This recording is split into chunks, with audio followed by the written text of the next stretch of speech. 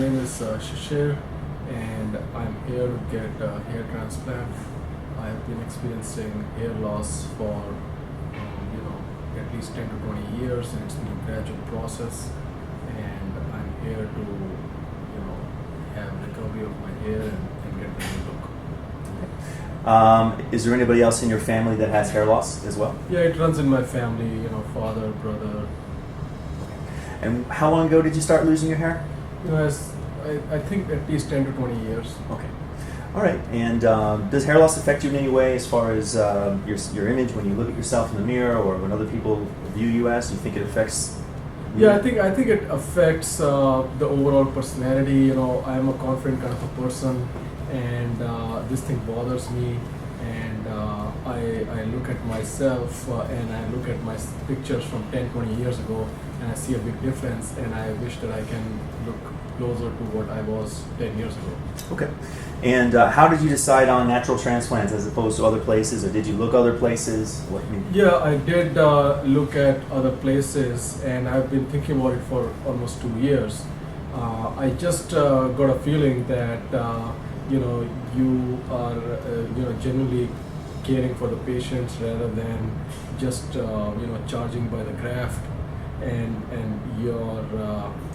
I'm a physician myself, so I understand what it is to present yourself in a professional way rather than in a business entrepreneur kind of a way, which really does not work in the field of medicine. Okay, here Dr. Huebner, Natural Transplants, here with a patient today, Shishir. So we basically drawn out his new hairline, and you can see what it's going to do. It's going to reframe his face, and we've kind of gone through the game plan, which in his case is going to be very straightforward. We're going to start from the front, reestablish that hairline with micrografts, meaning grafts that have 1 hairs or 2 hairs, so it's nice and soft and natural. No more of this doll's hair pluggy look that you may have seen in the older style transplants. We're going to start from this front portion and work our way back, and hopefully get into the crown a little bit today. I'm hoping to get at least halfway back to 2/3 of the way back on his head.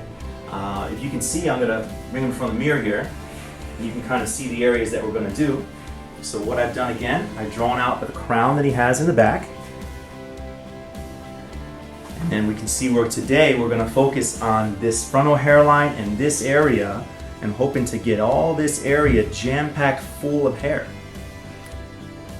And hopefully, again, we take as much hair as possible. If there's anything left over, it goes right on top of his head. We keep moving that line back and back. So hopefully we'll just have a little tiny half moon on the back of his head. Sometimes, if the density is good enough, we can fill the entire head. But what I don't want to do is sacrifice density. I don't want to spread his grafts out too far apart, because then I'll get a bunch of nothing, a bunch of little tiny stuff everywhere. We don't want that. So anyway, very excited. We'll be checking in today on his progress.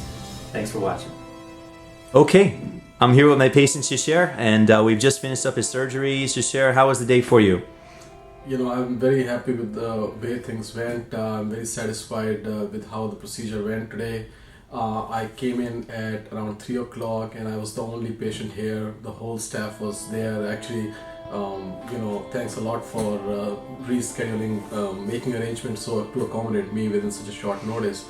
And other than numbing up the area, you really don't feel the rest of the procedure. I was just watching TV, eating chips and having juice all the time, and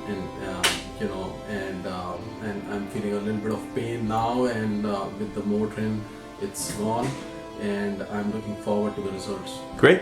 And most people at the end of the surgery, the anesthesia starts wearing off in the back, so they usually get some ibuprofen to leave, but oftentimes they'll need something stronger. We do tramadol. We also can do stronger narcotics like Vicodin if needed. Majority of patients don't even require the strong narcotics. So, and most of the pain is going to be tonight. It gets much better as each day goes by. So I'm going to just kind of pan up here so you can kind of see what we've done. So obviously, when you first have the surgery, everyone says, oh my gosh, I look like Frankenstein.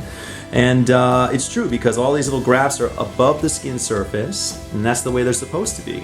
Now you can see where his new hairline is going to be. It's staggered up and down, so you can see how that looks, and you can see the stronger grafts behind that. Each one of those little white dots represents a graft with multiple follicles in it, sometimes 5, 6, 7 hairs.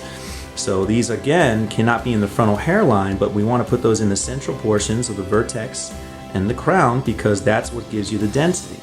we don't want to cut those down. We want to benefit from that density. So you can see how it's going to reframe his face and change his whole look, the way he used to look. And I'm going to show you the amount of coverage that we have. So in his case, even with his the loss that he has, we were able to get into the crown. He has this half moon crown left. And at a future date, we told him that he has the hair to do it if he ever wants to address the crown in the future. But we never want to do anything until we see what we have. So you want to get it, nothing's going to grow for 3 to 4 months. And then we want to grow it out. He may get coverage into the crown based on the stuff that's in front of that. So anyway, I know I've been droning on here and on, but thank you so much again, Shishir, for letting other people understand the process. And we really look forward to your results. Thanks. Thank you.